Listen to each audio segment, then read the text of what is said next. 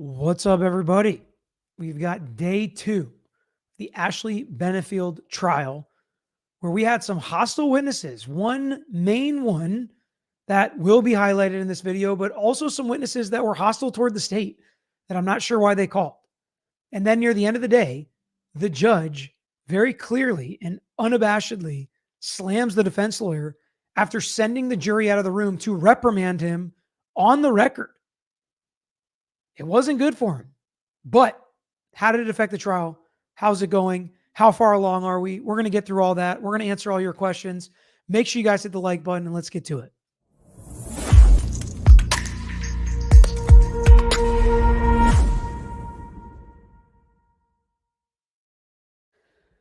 So yesterday, you guys absolutely crushed it with the likes. I think we had like 15,000 likes or something on that video. So we're in. We're invested. We're in on this trial. Well, we will be doing recaps daily or just about every day, bringing you what's happening, reacting, explaining, answering questions. So make sure every one of you that hit the like button yesterday, hit it again today, and we'll keep moving along in this trial. So it started out with the first 2 witnesses called by the state, Alicia Byers and Barbara Russell, who seemed to be very friendly with the defendant. Alicia Byers is her mom, obviously, no surprise there. But as I'm listening, and they go quick. I mean, this state, I prefer this over dragging it out and over trying the case and making the case take forever. But I do think there's a way you can shorten it and do the keep it simple, stupid KISS strategy a little too much. And they have to be careful with that. But I also think there are issues with their case they don't really want to get into with their own witnesses. So it seems like they're trying to rush some of their own witnesses on the stand. And I got to be honest, I've done that before in cases too, where you have a couple things you got to get out of the witness, but a couple things you really don't want to talk about with the witness. So you get in, you get out, you move on. And I've felt that a couple times. So I was listening to these first 2 witnesses, and we're going to listen to almost the entirety of the mother on the stand. This is the mother of the defendant. And, you tell me basically, what is the point of calling her if you're the state? Just because you knew they were going to call her, you didn't want them to accuse you of trying to hide her. I think it would be expected that the mom would be called by the defense, but the state called her. And at first I was like, whoa, all right, let's, get out our popcorn. Let's put our listening ears on because they're calling the mom. Is she going to say something bad for the defendant? Which just highlighted her testimony even more. So let's take a listen. Can you spell your first name and last name, please? ALICIABYER. With you in Florida. I can't clearly remember. Okay. Was there a time when Ashley moved in with you when she was pregnant? Yes. Okay. And she was married at the time, but it was just Ashley that moved in? Yeah, he brought her down. Okay. And yes, and yeah. And she moved in with you? Yeah. He told me I needed to take care of her. He dropped her off. Okay. So. All right. Right about there, I was like, okay, she's not going to be good for the state. Because why did the state even ask that question? Because that's the first bit of legitimate firsthand knowledge and information we have as to how and why Ashley went down to Florida. Because when I heard that yesterday, I thought it was a good fact for the state. Like, whoa, she gets pregnant and immediately leaves and goes to live with her mom. Maybe this was a plan. What are they getting at here? A lot of you said she had issues while she was pregnant and it was a lot and she was dealing with a lot of pain. And if somebody's not going to take care of her, doesn't care about her, she needs somebody who does. That's why she went to her mom. Well, now we have evidence on the record called by the state in their case in chief that he drove Ashley down, dropped her off, and was like, you got to take care of her, and left. And that it was seemingly his decision, according to the mom. Maybe we'll get more information about this later, but that was not good for the state. She stayed with you from that time on, correct? Yes. Okay. And does Ashley have a concealed weapons permit? Yes. Does she own firearms? She doesn't now, no. Did she own firearms? Yes. Okay. How many? 2, I think. Yeah, 2. Did she ever go to the firing range or anything? Yes. I'm sorry. Yes. Okay. How frequently would she go?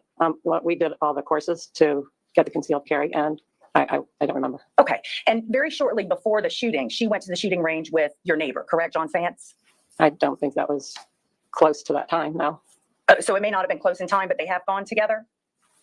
Ashley and John Fantz? I'm not sure. Okay. I don't know. Okay.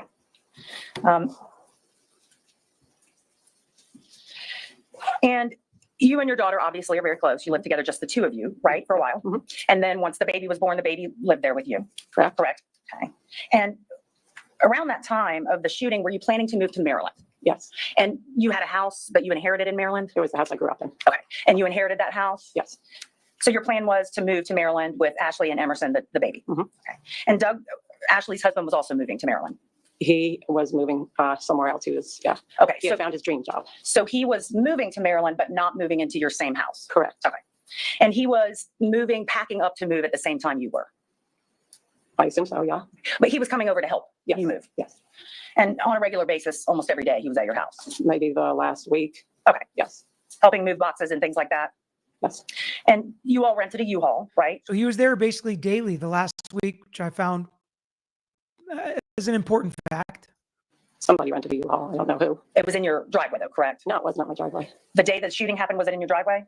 I think it, If you don't the know that, U-Haul was getting there when I was leaving. but you also had a pod for Correct. those That was in my driveway. in your driveway. Okay. On the date of the shooting, what time did Doug get to your house? Do you remember? No, I mean, it was, I can guess, maybe like 5 or something. I don't know. So it was still light out? Oh, yeah. And maybe in the afternoon sometime? Yeah, I don't clearly know. So when he showed up, what did you do? Did you stay there or leave? I was leaving when he pulled up. And where did you go? We went to the park. Okay, when you say we, who is we? Well, Emerson and I. Okay. Yes. So just you and Emerson. And Yeah. how old was she at the time? So I guess 2, maybe. Yeah. Approximately. Yeah. And at the house, was it just Doug and Ashley then? Yes. When you left? Mhm. And you've obviously been in contact with your daughter almost every day since the shooting, correct? Leading. No, You've been in contact with her basically every day, I mean, that's as leading as it gets, but no big deal. It's kind of foundational, whatever. correct? Not initially, no. For the last several years, you've been in contact with her every day. Well, And no, okay. Yeah. That's literally cross-examination, but also potentially treating her as a hostile witness. Because she's definitely a hostile witness. She's not yelling, she's not angry, she's not screaming, but she is not a good witness for the state. did she ever, during any of these conversations, tell you what happened when she had to shoot Doug? Never. Nope. When you came back from the park, She even said when she had to shoot Doug there. But that right there, in case you missed it, I think that was the important fact the state wanted to get out with this witness and the next witness, that these people are the closest people to Ashley. She talks to them all the time, and she never once told them what happened. Now, the defense ends up kind of talking about why somebody would or wouldn't do that. But I think the state's point may be well taken, and I want to know what you guys think in the chat, where it's like, you got your girlfriends or your mom or whoever, the closest people are. If this big event happened to you, would you at no time, you really thought it was self-defense, would you at no time be like, I can't believe he did this, I just had no choice, whatever.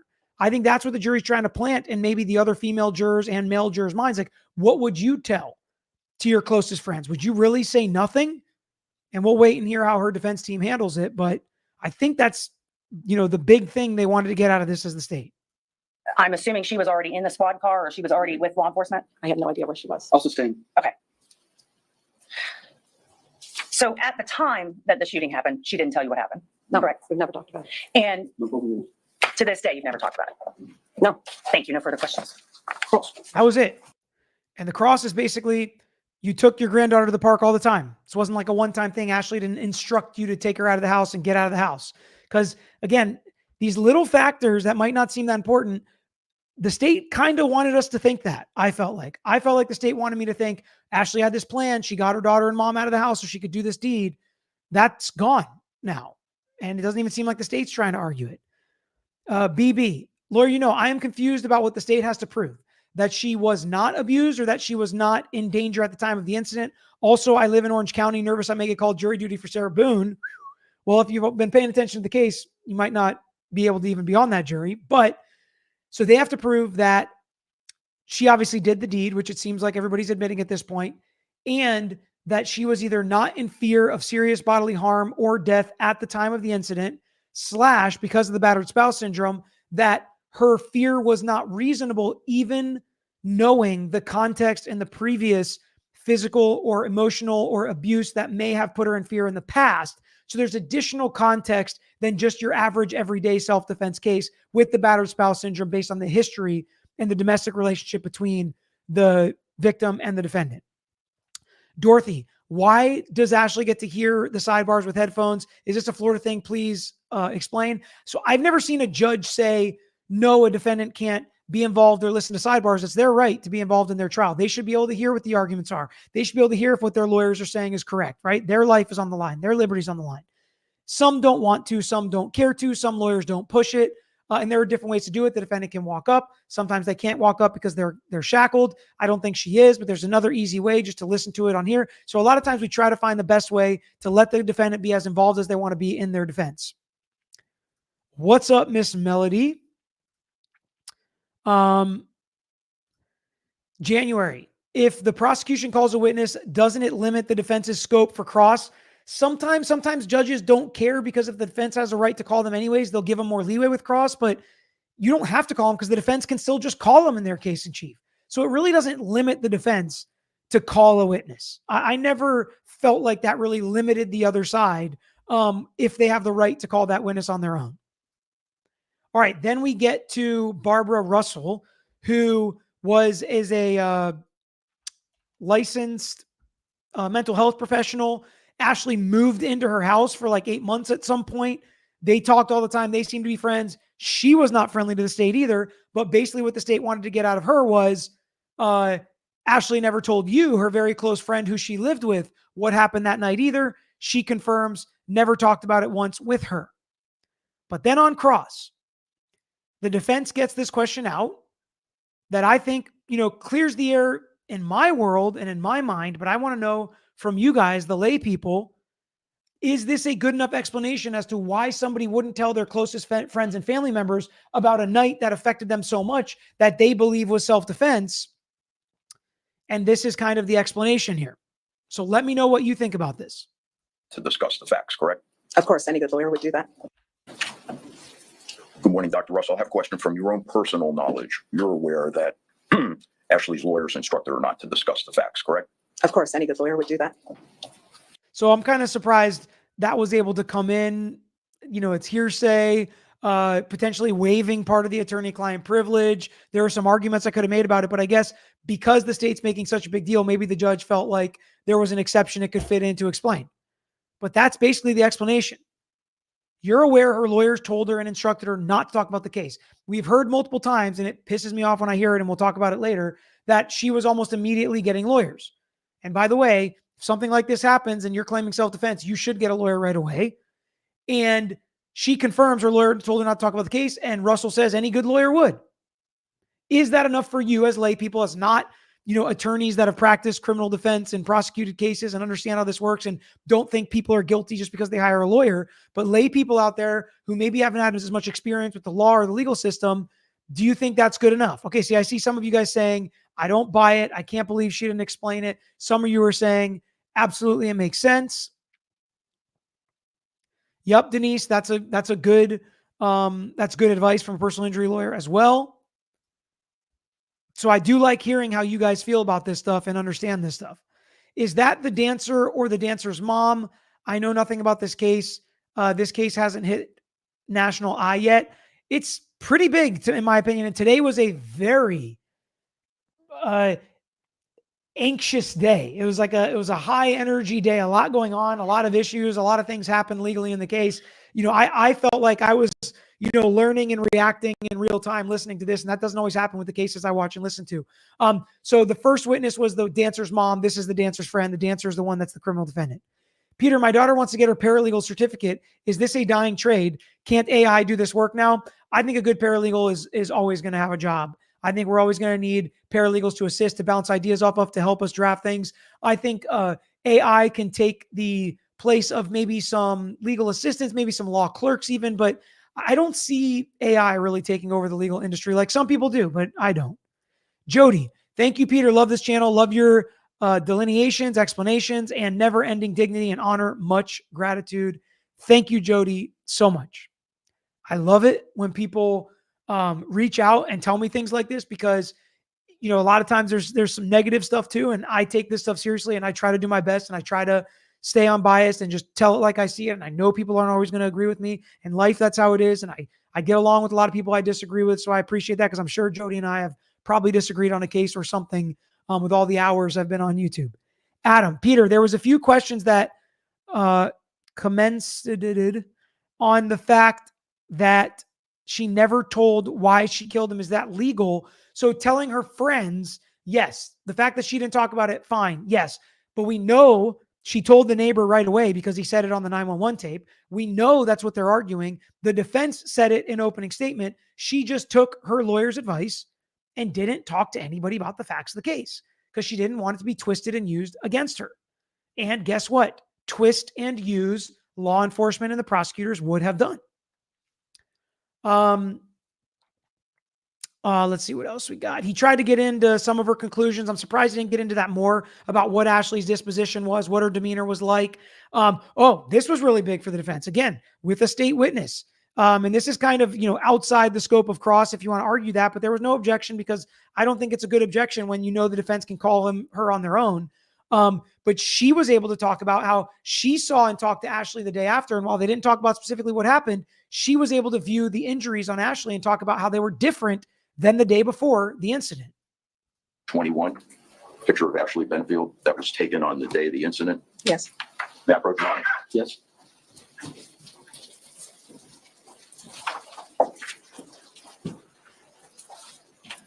Does that picture reflect any swelling to Ashley Benefield? Objection. As interpreting the picture. Sustained. Did Ashley Benefield look like that when you saw her prior to the day of the homicide? Prior to the day, no. Okay, what was different about her? When I saw her after the incident, there was edema, sweat swelling on the side of her face. Okay, and did that include her right eye? It included her left eye. Left eye, rather? Yes. Okay, and when you saw her before the homicide, That's a witness that knows what's up when she's correcting the friendly lawyer on which side of the face the injury was on. did she have swelling on the left side of her face, on her cheek and her eyelid? She never had, no.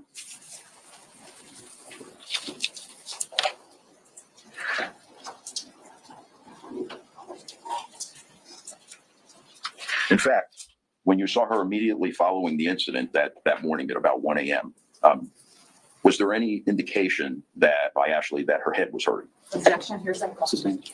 Spontaneous statement, Your Honor. That existing mental, emotional, physical condition. Can we vote? Yes. So she eventually confirms the head pain. And what I put in my notes is if the jury buys and believes that Doug hit Ashley in the face or head that night, it's over. It's over. Physical differences, strength differences, the context of what he's already admitted to. If he actually hit her in the face, I don't care if he was armed or not, in my opinion, and most Florida juries would find that to be enough to put a woman in fear of serious bodily harm or death. Now, are they going to buy that? I don't know. Was this enough for that? Not necessarily. It's not like they proved it beyond a reasonable doubt. But this is the second witness of the day for the prosecution. And this is the type of evidence that's coming out. Next, we get Officer Dickerman, who took the stand. He explains what they did at the scene. He's the one that talked about how the mom was there. She handed him the phone. At first, he wasn't sure why she handed him the phone, but then he found out there was a lawyer on the phone. Dun, dun, dun. And if anybody calls a lawyer, they must be guilty. Now, he didn't testify to that, and the state didn't say it, but shame on them for even trying to insinuate it. It's a violation of people's constitutional rights. It's overstepping. It's something I don't respect when state attorneys do. In our members only live today, we talked about good state attorneys and, what we like out of prosecutors and judges and things like that. You do stuff like this, I'm not interested. Don't do it. Don't use a defendant's right to remain silent, right to competent counsel and effective counsel against them. Because guess what, Mr. State Attorney or Miss State Attorney, I guarantee you'd call a lawyer if you got accused of a crime, whether you did it or not. And Katie said, innocent people need a lawyer. It's not just for the guilty. The way the prosecution tried to insinuate something different, so far I haven't heard anything that proves she's guilty. And you lose credibility with me if I'm on the jury. Now, everybody might not be like me on the jury, right? There's a lot of you guys that think very differently. But I hate that. I hate it. And it's not just on the cop, it's also on the prosecutor. It's more on the prosecutor. Chris said, I'll never understand it. If she blabbed all over town, people would be giving her grief about that. But she says nothing and they still does the wrong thing. Yeah, she was trying to get her story straight. She was trying to make sure everybody knew, what she was saying and everybody was on her side. That's what they would have said, Chris. You got it, bud. That's what they do. And at the end of the day, keeping your mouth shut, blaming your lawyer for that is the way to go. My lawyer told me to keep my mouth shut. I trust him with my life. My life is literally on the line. They're saying I did something I didn't do. I'm going to trust my lawyer. Period. And guess what? That's why the situation and the system is set up the way it is. Good lawyers protect their clients. They talked about CPS being called. He explains what CPS is, how when he did this investigation and things, the defendant's mom wasn't completely cooperative. But basically on cross, the defense is like, so you proved they got a U-Haul, the deputies arrived, and there was a homicide. All homicides are not capital M, are they? And he says no. And then he tries to say, if somebody worked in your department and they thought all homicides were first degree M, that'd be a problem. The objection was sustained. So we can bet there's going to be somebody coming later that basically thinks all homicides are M's. And then there was other parts where they're like, the defendant wasn't even arrested yet. You didn't arrest her till a month later. And this cop said, well, yes, the defense was like, she was locked in your back seat of your squad car, couldn't get out, handcuffed behind her back. Most people would call that being arrested. Okay, we don't need to get into legal semantics. All right, I'm going to answer a couple questions before we get to one of the bigger witnesses of today. Can you explain the release of subpoena in this case? Cousin did an interview with Vinny. Is that a violation? So I'll explain it. I don't know anything about the interview, so I'm not going to answer that. I don't know when it was, before or after he testified. But if you're under subpoena, you can't talk about the case. You can't talk about your testimony. You can't do interviews, things like that. If you are released from your subpoena, you can. If you're under subpoena, you can't watch the case. If you're released, you can. If it's before you testify and before the trial happens, you can. You can talk to people about the case. You can do interviews. Is it always wise? Probably not, but you can do that stuff. And we're going to talk a little bit about, so each side has to release you, but I want to play the clip from court today to explain that a little bit more.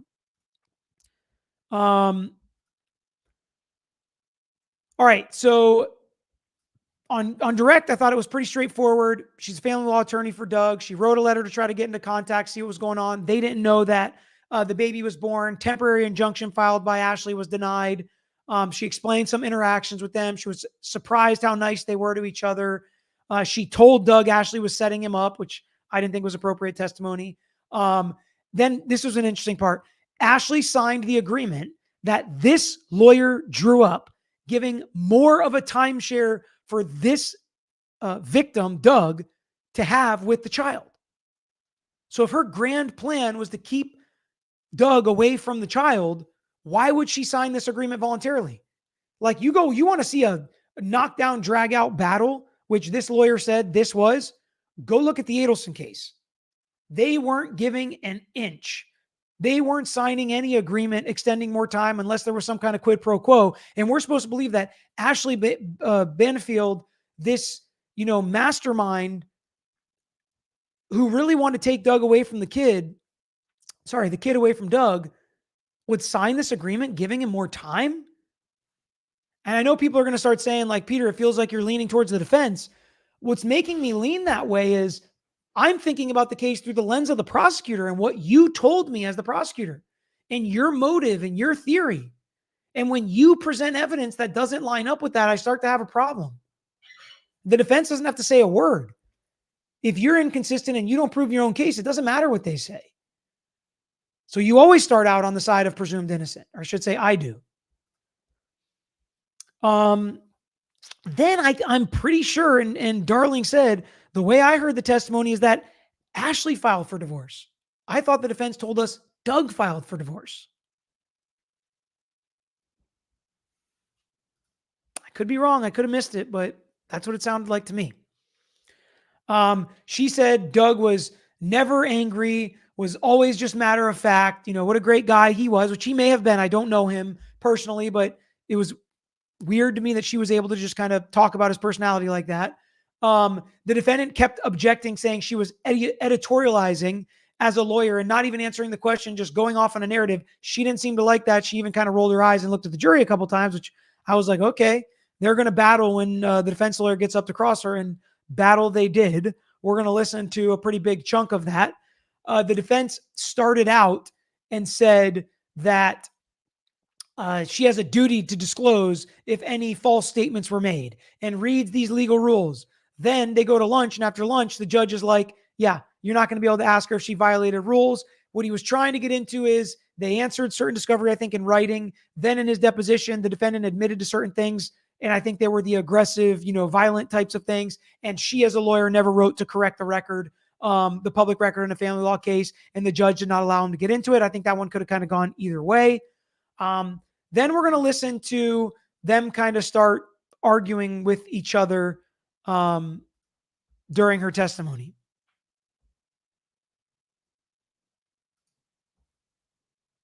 And I do think, okay, so I thought she was fine on direct. I think she scored some points for the prosecution.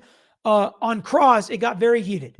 And there are two kind of ways to look at this. And I kind of felt both of this during the cross. I want to know what you guys felt listening to this cross, but that she seemed a little too invested in this side, which I can understand. If you have a great client that you really care for and you think somebody did this to them, I can understand that. But she argues them a lot. I also think the lawyer got lost in asking her for so many different hearsay statements that were obviously hearsay that the judge just kept sustaining. And at one point, the judge has to tell him, relax. I just sustained an objection because are you not paying attention? It was not a great look through cross, but I also thought there were parts where I was like, oh, this witness is pushing a little hard. So I want to know what your guys' perceptions were when you were listening to it. If Dr. Broeder was out of town and not available, and the court would not entertain the hearing unless Dr. Broeder was present, could we agree that that hearing 3 days later would not take place? Mr. Taylor, I don't think you read the emails correctly, because the hearing that her assistant was referring to was a hearing to take place on the 23rd when Dr. Broeder was not available because he was on vacation. I'm talking about the hearing that was on the 30th when he was available. That was 3 days after your client killed my client. And it's For most of the cross, it definitely seemed like she knew the case better than him, and she was getting him on a lot of these dates, and she keeps saying, I think you're confused, and kind of win those battles, but there were a couple important ones that he won. your testimony then that the hearing would have taken place. Had he been alive, yes. On the 30th, not the Yes. 23rd, which is what I think you're All right. confusing. You referred to a letter that you sent to Ms. The Benefield big on discussion March is whether or not the hearing was going to take place, where the information that was given in the psychologist's report was going to come out that Ashley wanted to hide, didn't want to be made public, didn't want Doug to hear it. That was the big question. Was that the hearing she was trying to prevent or avoid, where she did this deed 3 days before that? 14th, 2018. My memory is that it was the 15th of March, but if you have it, that would certainly help. And do you have the email that was sent with it? No. Okay, this is not the letter that I sent. This is a draft of a letter. Mhm. The letter that I sent on the 15th was on my letterhead, so this is not the letter. Okay. The letter that you did send on So again, she gets him there with that little battle. 15th, I think you told us, if I'm not mistaken, was an effort by you on Doug's behalf to advise Ms. Benefield, among other things, that he wanted to try to work things out. No, I don't think that's correct. No, that's not what I said this morning, nor was it the intention of the letter. And I don't have the actual letter I sent to verify that there was nothing about reconciliation. The letter was about whether she would agree to him being present for the birth of his child, Okay. what was supposed to be the next month. All right. So you sent the letter to see if she, Or nothing about reconciliation. The letter was about whether she would agree to him being present for the birth of his child, Okay. what was supposed to be the next month. all right. So you sent the letter to see if she was willing to have him present for the birth of the child. Yes, that's right. We're in agreement. Yes. All right. Were you aware whether or not there was any prohibition at the time that you sent that letter from Douglas Benefield coming in contact with Ashley Benefield in any capacity? I'm aware that there was an injunction that was entered by mutual agreements. It was what people refer to as a mutual restraining order out of South Carolina. Correct. And it was in effect at that time, was it not? It was. They would have had to So have a that- written agreement modifying that. So that would have prohibited Mr. Benefield from being present with Miss Benefield, would it have not? Now, I don't have the South Carolina order in front of me, but my recollection. do. Oh, that would help if I could see it then. So they Yeah. kind of go back and forth a little bit. But did I miss the part where she said, hold on a second. Let me back it up a little bit. Stay. Got it. All right. So is the answer to my question yes? Can you repeat the question? Last question back. Here it is. Go ahead, ma'am. I screwed up the timestamp, but this was one of the quotes I wanted you guys to hear that she said. And she slipped stuff in like this and really pressed to make sure to get info like this in. And you still maintain after reviewing that the hearing was set for release of Dr. Broeder's report? Yes. Now, could we agree if Dr. Broeder was out of town and not available, and the court would not entertain the hearing unless Dr. Broeder was present, could we agree that that hearing 3 days later would not take place? Mr. Taylor, I don't think you read the emails correctly because the hearing that her assistant was referring to was a hearing to take place on the 23rd when Dr. Broeder was not available because he was on vacation. I'm talking about the hearing that was on the 30th when he was available. That was 3 days after your client killed my client. Okay, And actually, I sure did play it. I just played it twice. It was 3 days after your client killed my client. She made sure to slip that in. There were remarks like that and quotes like that slipped in multiple times. And I am going to jump ahead to kind of their next little battle where she starts talking about how she believes Ashley Benefield misused the court system and things like that. Again, slipping more of these remarks in. We're going to listen to 9 or 10 minutes of them going back and forth on the different things that happened. Which was not said on that day, correct? I mean, the 23rd, which is what they're talking about in this email. Yeah. Right. It was not said on the 23rd. Dr. Broeder was on vacation. Okay. It was going to be said on the 30th. Did you know whether or not Doug Benefield sent a package to Ms. Benefield in November of 2017? I don't remember the date. I know that he did send her a package before this order was signed, but after the hearing took place in South Carolina. Okay, so after the judge ordered no contact, he sent her a package. They're trying to get into the fact that he violated this no contact order. So even a judge's order was not going to stop him, just try to make him look like a bad guy. But this lawyer's just going to try to continue to argue with him about it. And she has some points that she makes, but it's definitely a battle back and forth. My understanding is that Doug did not really understand what was going on at this hearing. And Ms. Benefield was even chastised Her understanding was that Doug didn't understand what was going on in the hearing. Not a great answer. by the court for manipulating that system. Well, thank and you so for adding that. Dang it, going I on messed at it this up again. hearing. All right, I need to shut up. So this is where she says Ashley was manipulating the court system. And Ms. Benefield was even chastised by the court for manipulating that system. Well, thank and you so for adding that. Ms. Banfield was chastised by the court for manipulating that system. Let me just ask you a question. What is it about you may not contact Ms. Benefield that you think Doug didn't understand? By the way, Doug was there and heard the judge say it. So enlighten us, please. What do you think it was about you may not contact Ms. Benefield that Doug would not have understood? Doug did not have the court order when he went to buy her birthday present. He told me that the negotiations about this mutual restraining order took place in the hallway outside of the courtroom. But I wasn't there, so that's just what I was told. And we had the time that he received this order from the judge from his attorney's office, and it was after he sent the package. Okay, so this report by Broeder, the one that you acknowledge and the state suggests is the theory behind the homicide, Ms. Benefield. They let him get away with that without an objection. This big important report that was coming out at the hearing that, everybody says is the big deal and kind of the motive and the theory in this case, right? He leads up with that question. Nikki, I agree with you. There's a lot of objections from both sides in this case, and certain parts of the trial have been hard to keep up with and follow without rewinding, and the jury can't rewind. Had signed a voluntary agreement to participate in that evaluation, correct?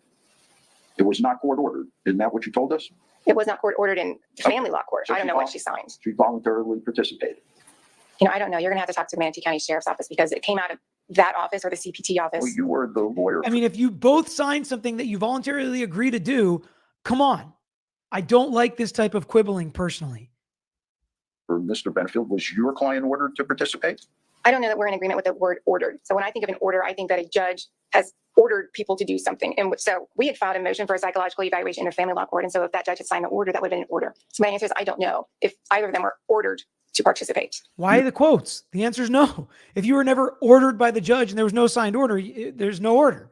You weren't ordered to. You just answered the question. You're not aware of any commandment that either Mr. Benefield or Ms. Benefield participate in Dr. Broeder's evaluation. It's my understanding that they were both required to as part of the investigation with the Manatee County Sheriff's Department.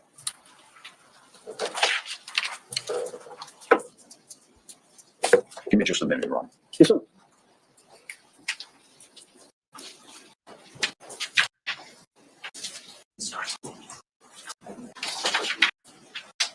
Shot at this. Can I see the document? Document have any impact on your position? Does that document have any impact on your position that the release of Dr. Broeder's report was scheduled for September 30th? It was scheduled for September 30th. We knew before the weekend that the hearing on the 30th was going to address the joint motion to release the psychological evaluations. Ms. Brown and I had extensive discussions about that because I'm going to back this up so we can listen carefully to this, because I think the defense attorney struggled a little bit in this cross, was a little clunky. He lost a lot of objections. But this, to me, if the jury caught it and was paying attention, again, I had to rewind it to listen to it twice. So I'm not calling them stupid. I'm just saying I have an advantage. We all have an advantage they don't have. So here's the big ticket. He just handed her something. I don't know exactly what it is or what it says, but he's like, do you still believe that that report was actually going to come out and be part of that hearing on the 30th, 3 days after the shooting happened? And let's hear her explain it and what was actually happening on the 30th. The release of Dr. Broeder's report was scheduled for September 30th. it was scheduled for September 30th. We knew before the weekend that the hearing on the 30th was going to address the joint motion to release psychological evaluations. Ms. Brown and I had extensive discussions about that because Ms. Benefield was agreeing to dismiss her petition. Ms. Murphy, I'm sorry to cut you off. Is the answer to my question no, that it doesn't change your position? It does not change my position. It was scheduled for the 30th. Well, when we say scheduled for the 30th, is it not a fact that the only hearing that was to take place on the 30th was everything other than Dr. Broeder's report? If you Is have, the answer to my, well, let's get a simple answer. Is the answer to that yes? I don't have the docket. So I guess the answer is I don't know what the docket says. All I know is You it was do not scheduled for the know. 30th. Objection, Judge Leonard, answer the question. I'll tell you what. She is a very, very smart person and witness, probably a good lawyer. She has been meticulous. She corrected this lawyer and knows the case in and out and knows the dates and knows when she sent letters and knows what happened on this day and that day and what each person said and what their demeanor was like. So am I supposed to believe now that she needs the docket to tell me if this was actually part of the hearing? Because if there are multiple motions we're going to deal with at a hearing, usually we can tell that. So let's listen as this continues to develop to where we really feel what was actually on the record that was supposed to happen on September 30th. By the way, like the thing that's mind-boggling to me is like this whole thing was already jointly agreed to. So why are we even believing that she's scared it's going to come out, so scared she's willing to do this kind of a deed? You trying to make sure. All I know is that that was supposed to be addressed on the 30th of September. And were you not told on the 30th of September that the only issue that would be heard was the Objection domestic, asked and answered. was the domestic violence injunction? That's what I'm asking you. Is the answer to that yes or no? Initially, that was what we were told. That was He's like, September 30th was to deal with this domestic violence injunction, was it not? So whatever he handed her, I assume, said dealing with the domestic violence injunction, whether it's the notice of hearing, whether it's an email, like this is what we're going to argue on September 30th, not this joint psychological report mutual release. So that's pretty big, because if she wasn't hiding from and afraid of that September 30th hearing, then what's her motive of doing it on this day? Except that she was in fear for her life.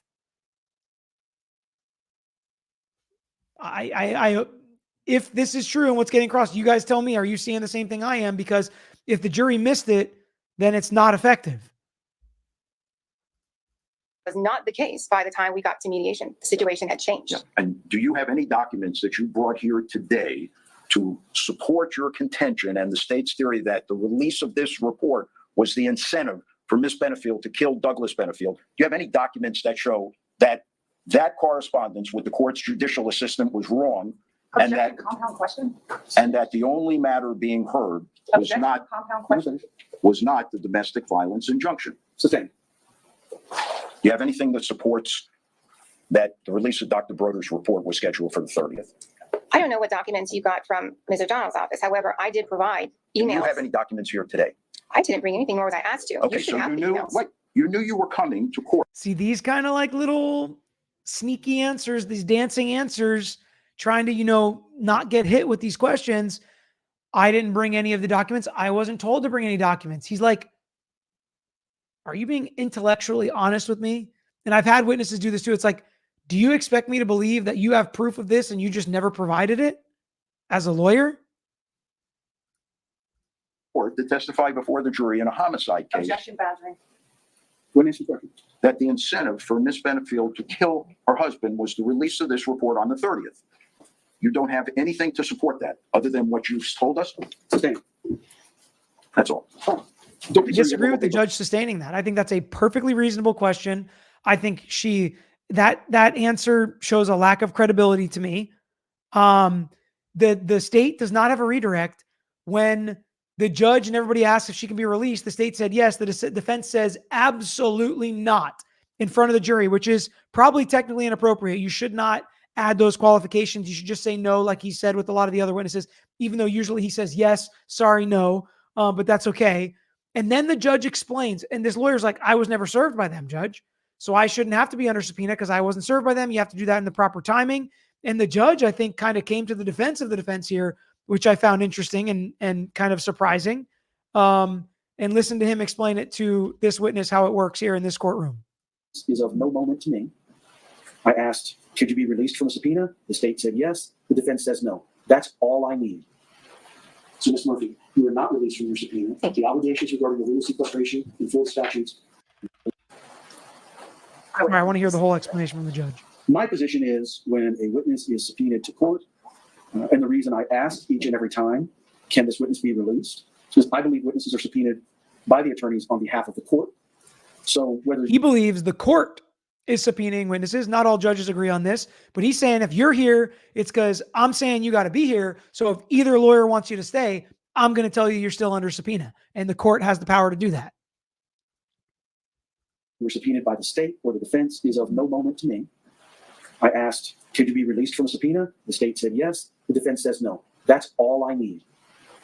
So, Ms. Murphy, you are not released from your subpoena. The obligations regarding the legal sequestration and full statutes applies to you. Thank you. Thank you.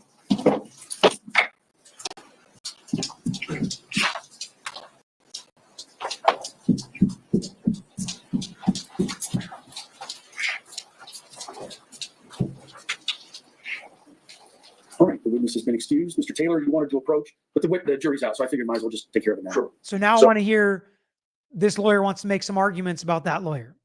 So now I would ask that the court issue a subpoena to Judge Moreland's clerk.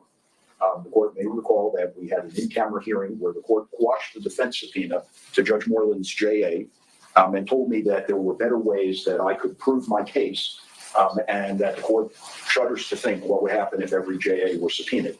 What the court's just witnessed is Ms. Murphy lied flat out about the reason why Ms. Benefield feared release of that report. And He said with no words held back, and Belinda seems to have felt the same way, that Ms. Murphy lied. And that hearing was not happening for that reason 3 days after. And so the whole motive falls apart. And he wants to be able to get into that, to call the clerk to say, what were you guys dealing with at that hearing? The domestic violence injunction, not this report. impeachment of Ms. Murphy indisputably is going to come from Judge Moreland's JA, who told Ms. Murphy in the emails that I handed her and showed her, the only thing that is set for hearing on September 30th, 2020 is the domestic violence injunction.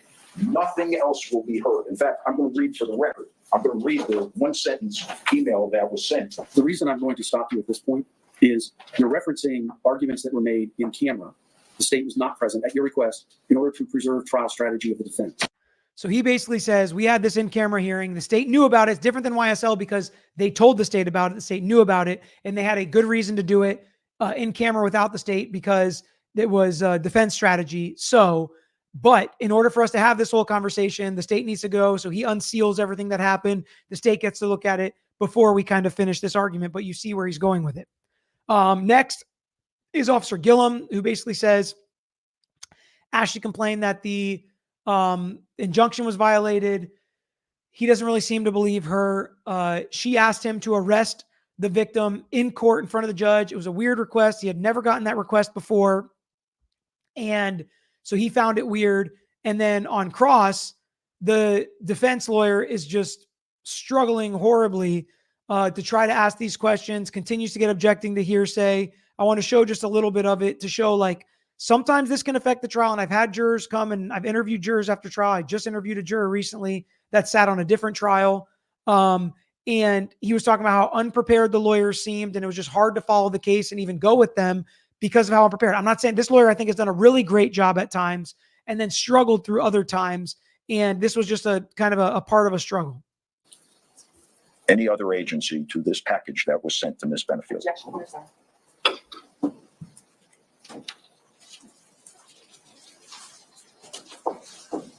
Sustained.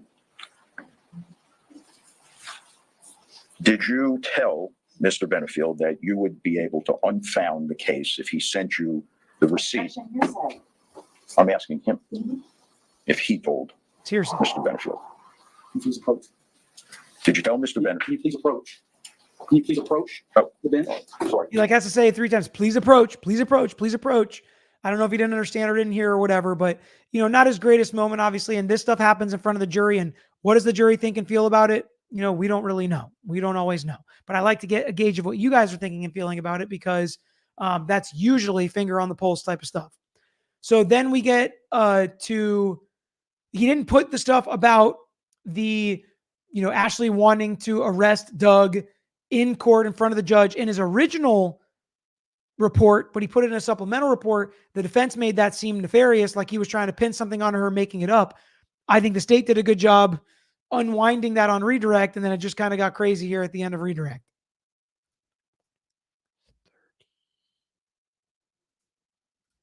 When he appeared. At the time of my interaction with her, I didn't see anything she said at that time as a direct threat to Doug. It had no relevance to my case. I saw this as her just having this massive meltdown because she wasn't getting her way with me. So he just thinks she's having a meltdown because she's not getting her way with him.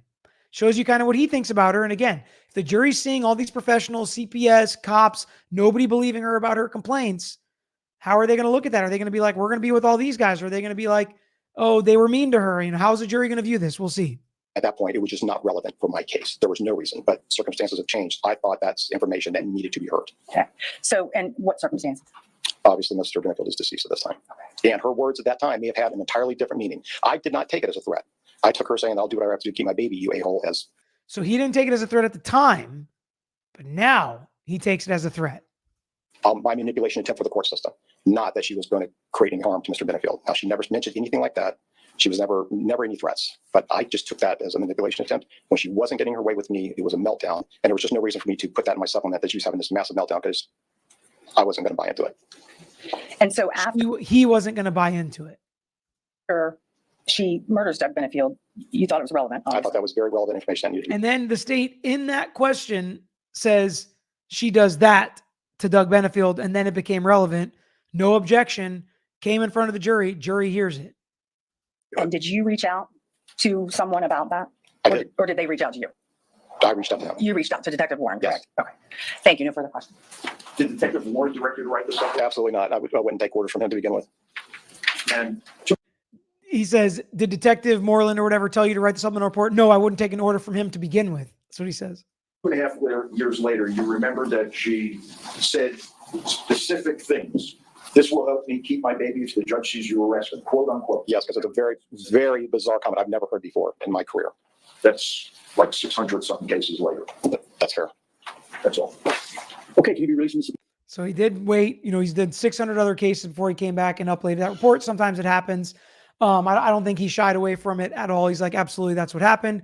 Then Moreland comes up and testifies. He dealt with a bunch of complaints, investigated them. Nothing really came of it. So again, another person in line with what the state said, that all these other professionals didn't really agree with her, didn't really believe her, things like that.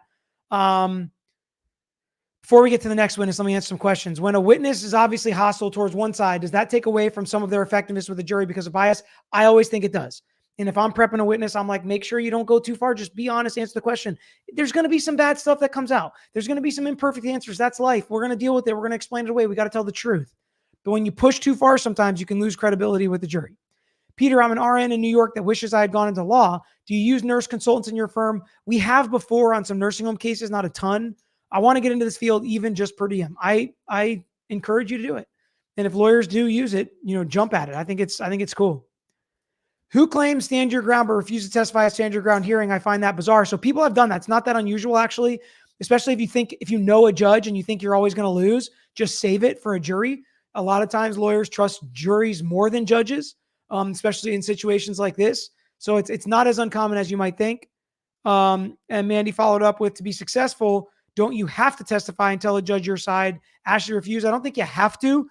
I think it definitely helps. I think it's the more common strategy. And I would say it's more often a successful strategy than not testifying.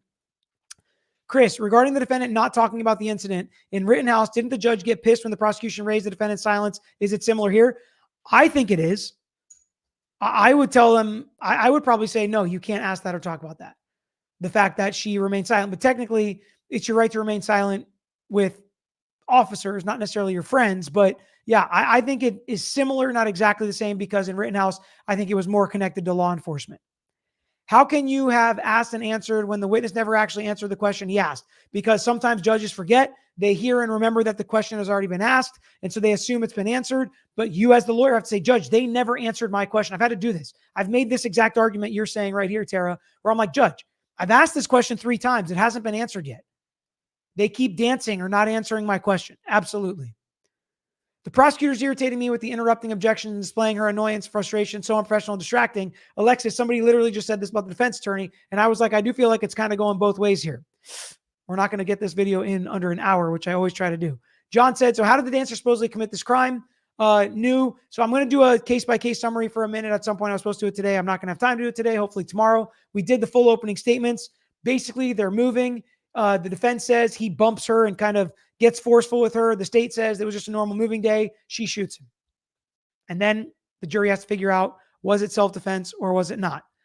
Melanie, this whole day had me bouncing from one side to the other. Doug may have been a jerk, but she made too many complaints without living with him. Maybe why DV cop didn't believe her. The older women on the jury may just hang this jury. So bouncing back and forth usually is not a good sign for the prosecution, especially during their case in chief. But I appreciate this analysis here. Okay, we're going to jump to the psychologist, Dr. Broeder, who has done the infamous report everybody's been waiting on. He definitely confirms that Ashley presented differently with him in front of Doug and when Doug wasn't there. But, I mean, we're going to listen to him explain this. You guys tell me what reasons you think he believes Ashley presented differently in front of Doug and not in front of Doug. Was it because she was manipulating Doug? Was it because she was afraid? Let's listen to how he explains it. That they were moving all together as a group. Ashley, This is the prosecution's witness. Prosecution's questioning him. intention of moving together as a group. She had every intention of moving with her mother in Emerson and becoming situated in her grandmother had passed away and the mother had inherited the house. So they had their residence established. So she had that plan. Okay. And so I guess I wasn't being very clear. Were they moving their items together, like same U-Haul truck? No, absolutely not. Okay. So Ashley never told you about that? Quite to the contrary, she made it clear that she did not want him to move in, regardless of what he thought or whatever he was planning. That was not part of the plan. Okay. And he wasn't hiding it. That wasn't part of the plan. When she was alone, she would indicate to you those things that you just described? Or Yes, did she indicate that when she was with Doug? When she was with me during our individual meetings. Okay. When she was with Doug, how was her demeanor? How was her attitude about those issues? She would basically respond in a very deferential way. She would let him say what he wanted to say, but my focus was not so much on what their future plans were. It was, She responded in a very deferential way when Doug was in the room. they weren't even officially divorced. My focus was, again, getting back to the point about the best interest of the child. Child protection team is, how do we get this family out of this stressful situation and then create something that's going to be better for Emerson? Did Doug, during your joint sessions, did Doug express in front of Ashley that his hopes that moving forward, this was going to be an attempt at reconciliation? Did he express that in front of Ashley? Yes, he did. Okay. Did Ashley ever correct him and say, whoa, wait a minute. No, we're not doing that. Not really. I think the closest she ever got to that was to kind of say, just kind of slow it down and, we'll talk about that later. And that's, that kind of thing. She would kind of deflect attention away from that. So she would deflect attention away from that. I mean, that does not sound unreasonable to me. That does not sound unreasonable to me. She did say at some point she was running out of time to move to Maryland. She said it was taking too long. She needed to move on with her life. Again, seems like a victim speaking to me. She complained that the agencies were all getting it wrong and not protecting her child. That's what the state said. And the state would use that to say, that's because you're wrong and the state just doesn't believe you and that's your fault. He keeps saying all she cared about was moving on. But then the prosecutor's like, did she say anything interesting at one point? And this is what he responded with. Obviously this was kind of prepared ahead of time, which there's nothing wrong with, but that was the trigger is, did Ashley say something interesting at this point? To get a court order to release it. And that that's usually what happens. It's kind of a formality, but it's no longer something for me to share or divulge. Okay. And did she have a reaction to that? Her reaction was that she felt, again, very frustrated, thwarted in her efforts. She wanted to get on with her life, and she felt she needed to know what was going to be recommended so she could move on. Okay. So Ashley was manipulating every situation, Sienna said.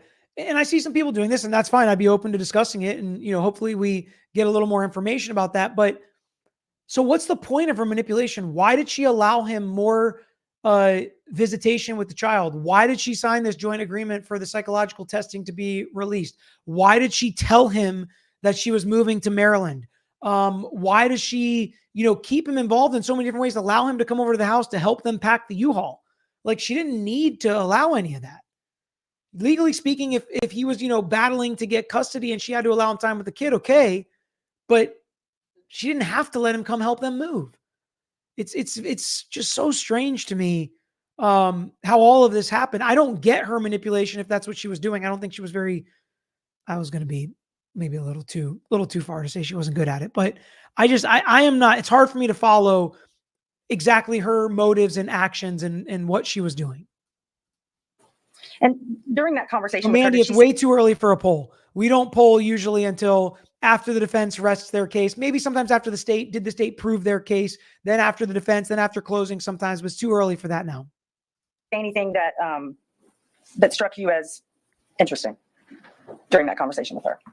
Well, she had explained previously and then repeated it then that once she was able to relocate to Maryland, she wanted to establish residence, and she had, in essence, researched it, knowing that if she had established residence for at least 6 months, she could then appeal to the authorities in Maryland to get relief and have Emerson, basically have full custody of Emerson and not that. So she had used the phrase during that conversation that she would take matters into her own hands. Okay. So she would take matters into her own hands, and she had a plan to move to Maryland, where I guess if you're there for 6 months, you can petition the court and have a better chance to get full custody of Emerson.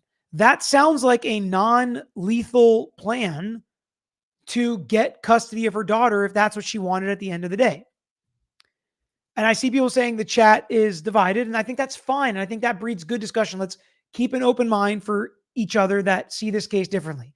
And let's see what the evidence actually points to, okay? Noelle said to keep him happy.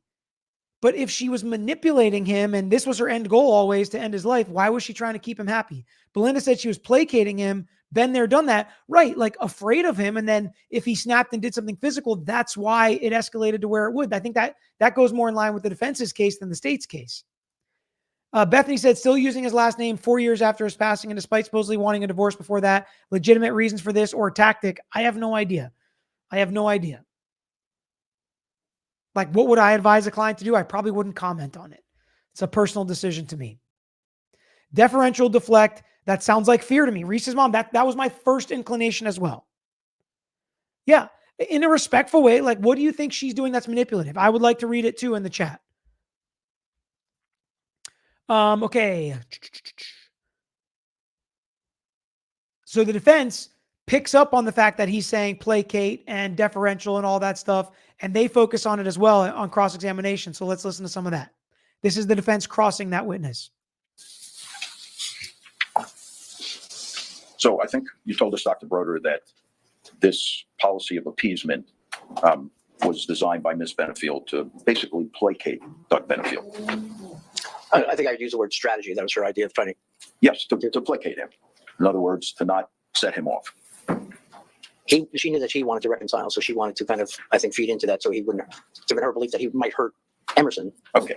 And you, did you decide whether or not the signs were there, but that Doug Benefield refused to recognize them?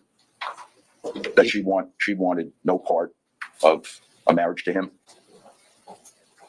Let me make sure I understand the question. Are you saying, did I discuss with him about the signs? Did you acknowledge during the course of these evaluations that the signs were there, that Ms. Benefield did not want to be in this relationship with Doug Benefield, but he misinterpreted them and insisted on trying to be with her? Unlike therapy and evaluation, you're constantly generating hypotheses, meaning asking other questions to make an assessment of the overall situation, different than a therapeutic relationship where you might be making interpretive statements and recommendations.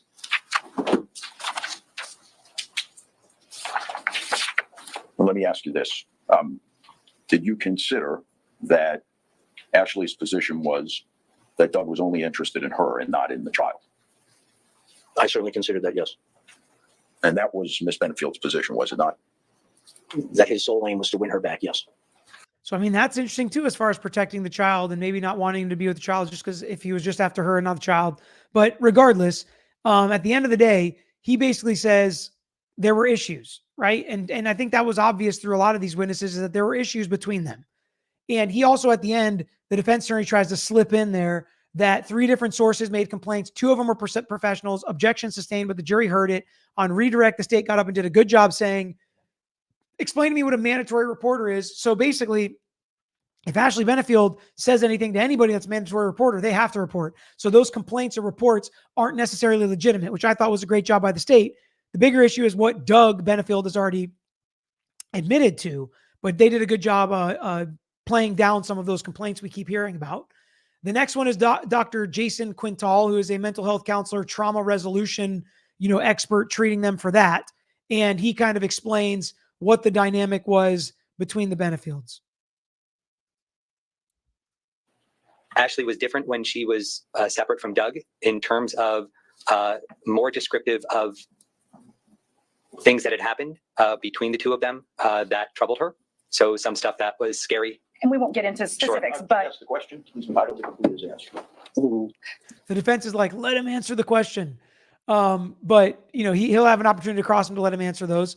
Make sure you guys hit the like button if you haven't already. We're at the 1 hour mark. We're almost done. I usually like to keep it at an hour. We're going a little bit of overtime today. So hit the like button for overtime. And if you want to continue us following this, and make sure you guys subscribe. If you're new to subscribing from this case, let me know in the comments as well, please. so did she indicate she still wanted to reconcile with him when she was with you alone? Did she say she wanted to reconcile with him when she was alone with you? So I don't recall whether she said she wanted to reconcile with him or not. I think that there were challenges in their marriage and she was questioning whether she wanted to be with him or not. Okay. Did Ashley tell you that she and Doug were also seeing Dr. Broeder? They both mentioned that Dr. Broeder was doing an evaluation and I didn't know what it was regarding. Okay. And did Ashley say to you at any time that she was frustrated with the system? I think Ashley was discouraged. There had been many things brought up, accusations, CPS, judge, that didn't go her way. So I think there was definitely some discouragement with that. Okay. I mean, that's about as good of an explanation as you can get if you're the defense, not the state, that, she wasn't getting her way. Well, she was discouraged that I honestly, if I'm being honest here, I'm a lawyer. I do this stuff. I ask these questions. That didn't even pop into my mind. That maybe it was just she was discouraged. People weren't doing anything, as opposed to maybe what the state's trying to pitch that everybody's against her. Nobody finds her credible. That's kind of where my mind was going. But then this guy's like, well, she was just discouraged and nobody was listening to her. She was crying out as a victim and nobody would help. So she was frustrated by that. Pretty good explanation. Again, state witness, state question, and that came out. Just not great. This guy just seemed pretty credible to me. He was just answering it down the middle, whatever he thought the answer was. And I'm sorry to cut you off. No, you're fine. Did she express any frustration at the time it was taking for Dr. Broeder's report? Yeah, she thought that was taking a very long time. Okay. And did she express to you that she was worried about what his report would say or worried about when the report was released? She was worried. So this is what the state was, their big theory, right? She's worried about that report getting released. Listen to how he explains her fear of the report getting released. That she was worried about what his report would say or worried about when the report was released? She was worried about what it would say. She said if it were to be disparaging of Doug, she was concerned that he would be upset and take some form of retribution with that. Okay. State witness. Yes, she was afraid of that report. Point for the state. That's her motive. Minus 10 points. What she was afraid of, that if any disparaging remarks came out about Doug, he would respond and seek retribution and get upset.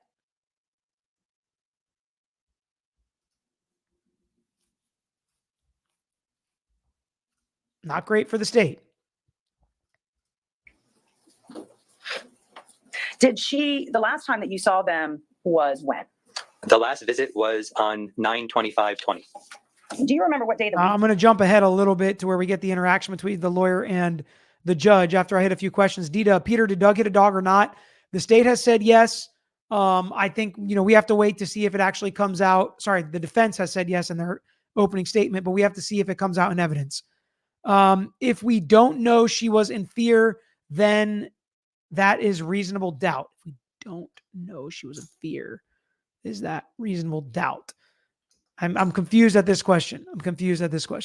Amy, why did they marry each other in such a short time of knowing each other? Is she from the USA? Green card? Yeah, no, they're both from USA. And that is a little bit strange. I wouldn't recommend it. It can work.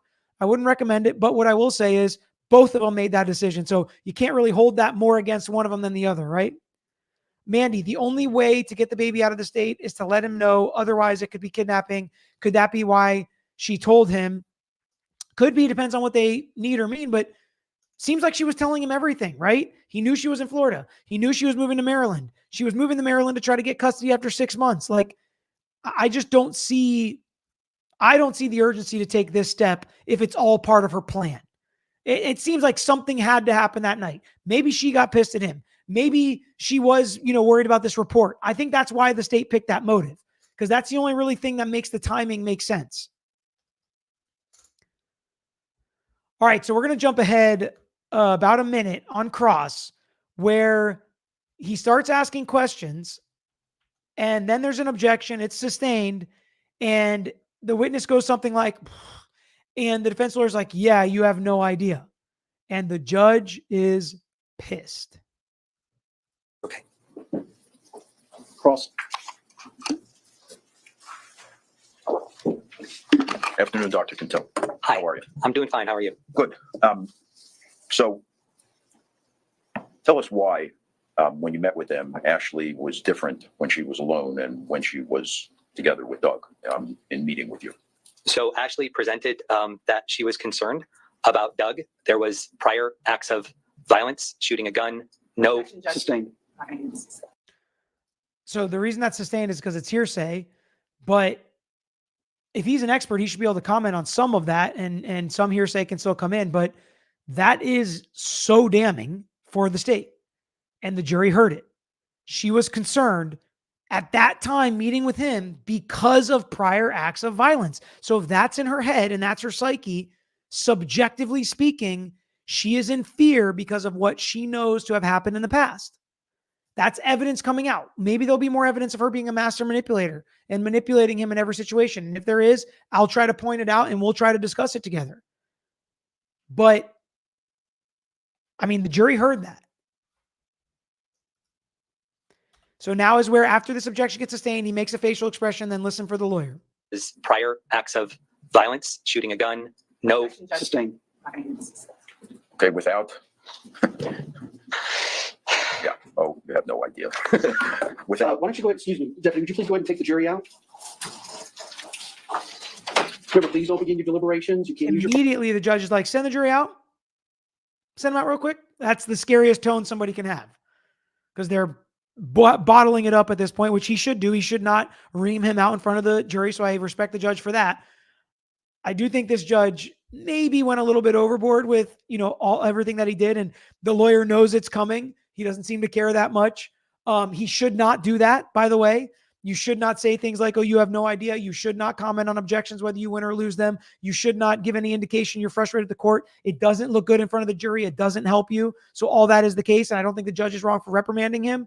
But the judge, really makes a big deal about this. Phones, but don't talk with anybody outside of the jury. And don't do any research on the people, places, things, or legal topics you've heard anything about. Yeah, Bethany, no big deal. I love the question. And a lot of people have put answers in, like the last one I just put up, of different reasons to keep the last name. I love questions. Every question I like. And I don't take any slight from you it. to the hallway. Okay.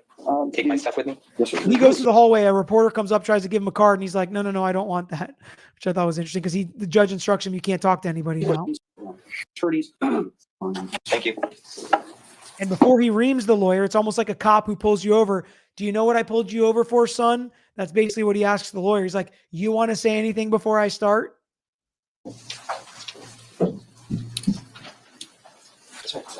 Thank you.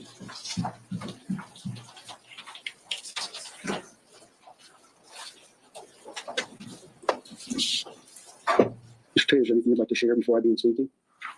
I think I'm about to catch a whooping. He said, I think I'm about to catch a whooping. That's what he says. I found kind of funny.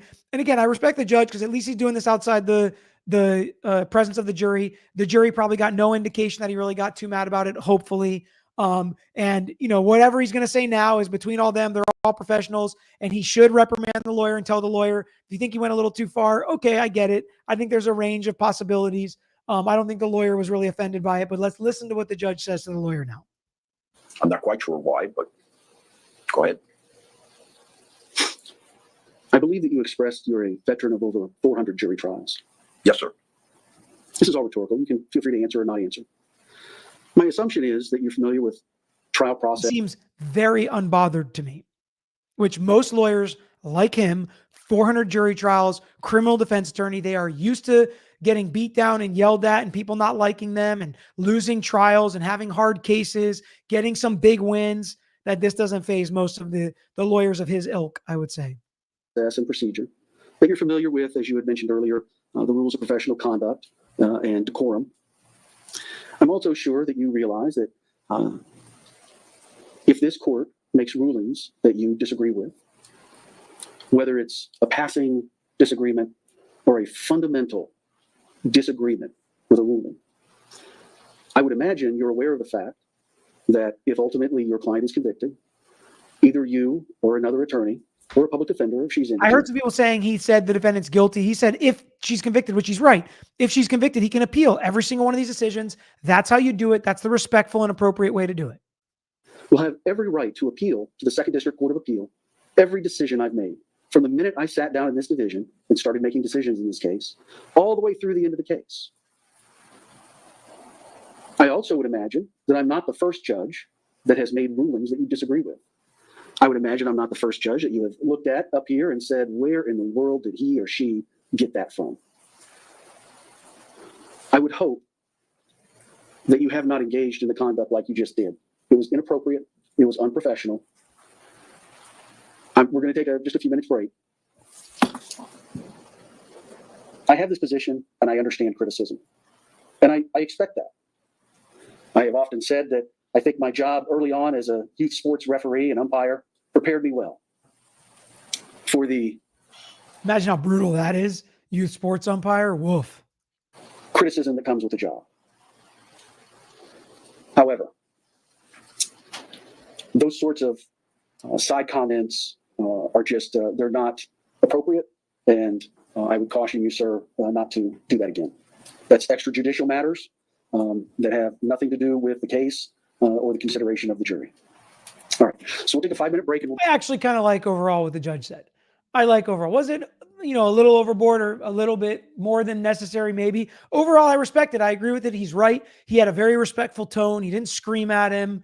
He didn't sun him and tap him on the head. I don't think too much. Overall, I'm okay with it. This lawyer knows probably you shouldn't do stuff like that and have those kind of interactions in front of the jury with the witness. Defense lawyers get away with a lot more than prosecutors or plaintiffs' lawyers in civil cases. So, I get what's going on. I read a study Brooklyn Basement said on how age and gender of jurors affect the trial outcome, suggesting she will have a better chance with older female jurors. Would you agree?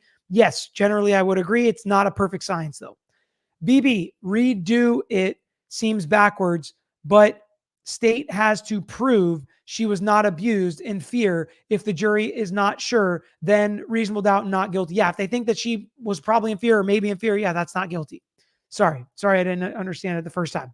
Okay, so then this witness gets back on the stand basically before they end the day a little bit early and basically says he questioned why both of them stayed in the relationship, not just one or the other. And that's basically the end of the testimony for today. And I think based on the state's track, they're going to be done tomorrow. Maybe this case will be done by Friday. Rebecca says, this is why you don't disagree with a doctor in front of a patient, in my opinion. However, has it ever happened? Oh, I'm sure it's happened, but yeah, I agree with you. Generally, you want to keep it as respectful as possible in front of the jury, in front of patients. I got to run though. I've got some plans tonight. You guys are the best. Thanks for being here with me. Make sure you hit that like button. Make sure you subscribe before you leave. Let's get this one to 15,000 likes too. You guys are the best. I'm going to keep following this trial. It's really interesting. It's got me hooked now. Let me know if it's got you hooked too. Until next time, let me get Belinda here. I could never be on this jury because in all honesty, the prosecution lost me with the animal abuse allegations and the firing of the gun in the ceiling. This man was an abuser. These people don't stop. Survivor. I got to be honest. I think these are going to be huge factors for any juror, not just you, but any juror. All right. You guys are the best. Till next time. Peace. Thanks for watching another episode of The Lawyer You Know. If you enjoyed the episode, please hit the thumbs up and share with your friends who may be interested here on YouTube. And don't forget to subscribe. You can also follow us on Instagram, Twitter, Facebook, and TikTok. And don't forget to check out the Lawyer You Know podcast with new seasons dropping every quarter. If you have a case you want to talk to us about, if it's a personal injury case, wrongful death, catastrophic injury, car accident, or slip and fall case, please email us at lawyeryouknow@gmail.com. And of course, all these links I just mentioned are included in the description below on this episode and every episode. So until next time, this is Peter Tragos, the Lawyer You Know.